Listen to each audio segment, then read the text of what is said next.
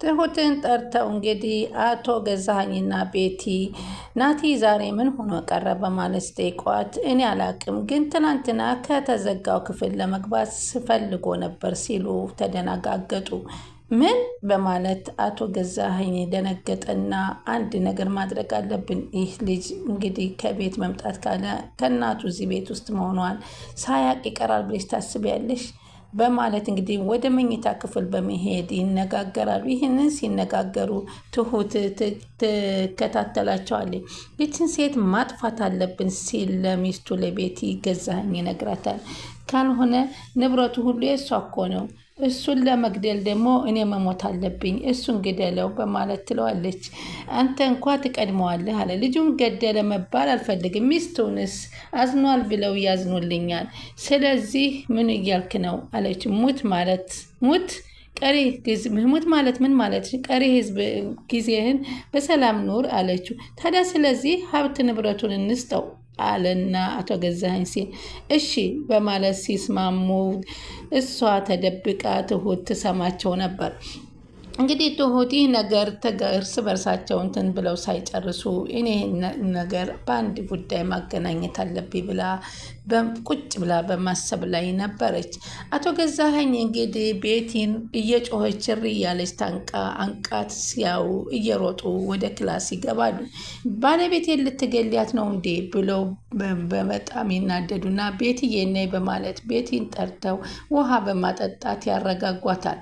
ከዛም በኋላ እንግዲህ ገብተው አንቺ ምንድን ነው እያደረግሽ ያለሽው? እንዴት ነው የምታደርግ? በልጄ ስለመጣችሁብኝ ነው፣ በልጄ አትምጡብኝ በማለት እሷም ትናገራለች። አሁንም ቢሆን ገብታ እንግዲህ በጣም ይጮህባታል።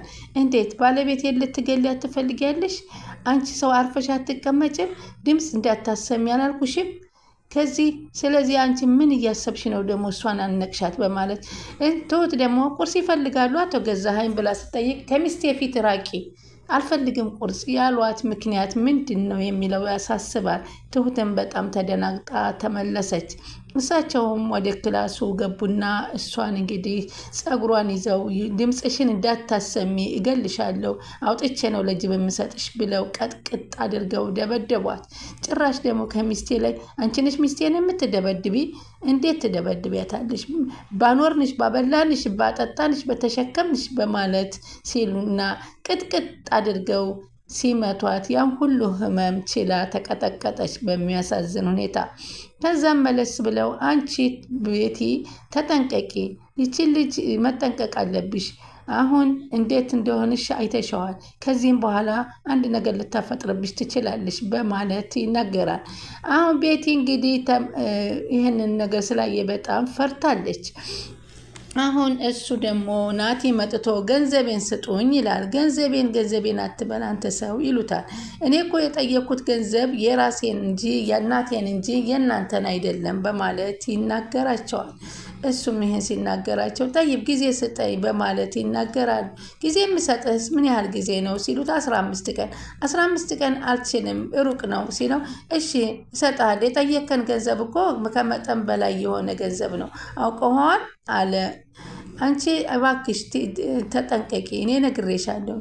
አዎ ስለዚህ ገንዘቤን እፈልጋለሁ፣ ተመልሼ እመጣለሁ፣ አዘጋጅልኝ በማለት እንግዲህ ወጡ። አትመላለስ፣ ምንድን ነው የሚያመላልስ እዚህ ቤት ሲሉት እንዴ እናቴ ቤት እኮ ነው፣ ከፈለኩ መቀመጥ ይችላል፣ ግን ለደቂቃ መቀመጥ እኔ ይከብደኛል እናንተ ጋር እናቴ ትውስታ ስላለብኝ አለ። እንግዲህ ገዜ አለችው። ደግሞ እሷ አንድ ነገር ታዝቤያለሁ አለች ቤቲ። ያቺ ሴትዮ እየነቃችብን ነው፣ ሳያት ባህሪዋ ተቀይሯል። ስለዚህ ጠንክረን እሷን ማሳበድ አለብን አለች። ችግር የለውም ጥሩ አለች። ስለዚህ ምሳ ጋብዘኝ አለች። ከአንቺ ጋር ምሳ ከቤት ካልሆነ አልጋብዝም ይላሉ።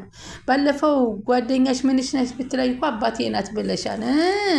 ታውቃለህ እኮ ባለቤቴ እንደሆንክ፣ ግን ምንም ችግር ባይሆንስ ደግሞ አባቴ አይደለህ አለ። ሞኝ መስልሻለሁኝ አላት።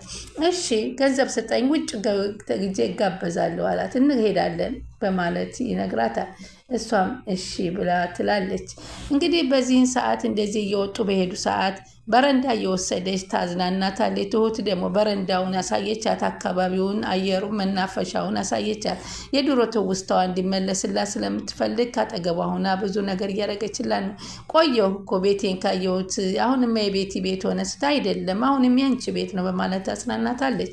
ውድ ቻናሌ ተከታታዩ ሰላማችሁ በያላችሁበት ይብዛልኝ። ቻናሌን ሰብስክራይብ ያደረጋችሁ ያበረታቱኝ። እንግዲህ ትሁት ቀጣይ ፓርቲ ይዘንላችኋል። በዚህ ፓርቲ ላይ እንግዲህ ትሁት ጀግና ሆናለች።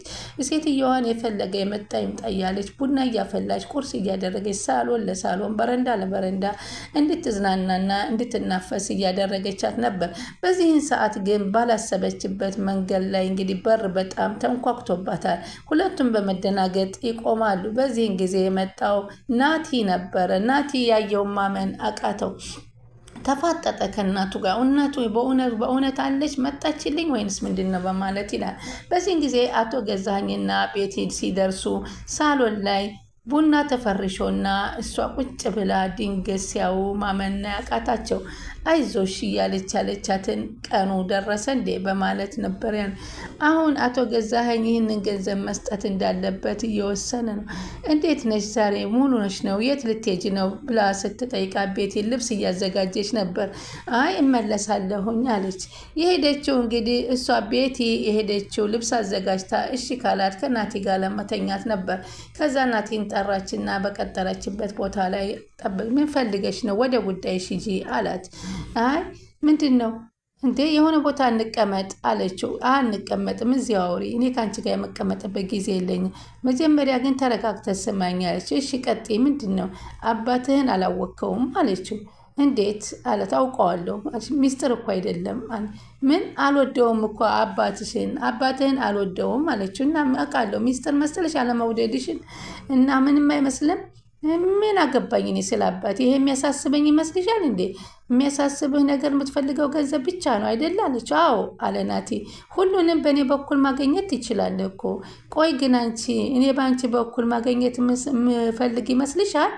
ዋናው የምትፈልገውን ገንዘቡን የአንቺን ወይንም የአባትን ገንዘብ አይደለም፣ የእናቴን ገንዘብ ነው የምፈልገው።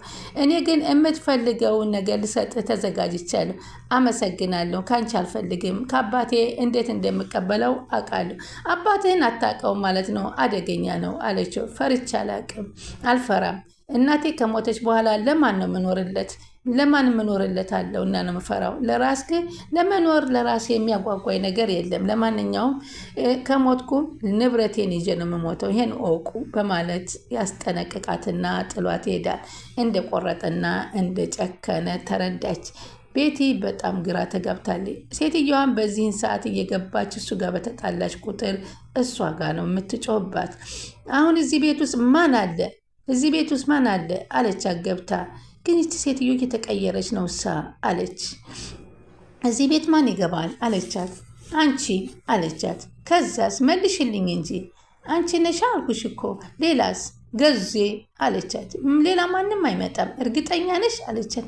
እና ማን ይምጣ? ሌላ ማን እንዲመጣ ትፈልጊያለሽ? እኔ እና እሱ ብቻ ነን እዚህ ቤት ያለ ነው። እሺ አለች። ደግመን አንድ ነገር አደርጋለሁ ብትይ ያልቅልሻል በማለት ቤቲ ታስጠነቅቃታለች።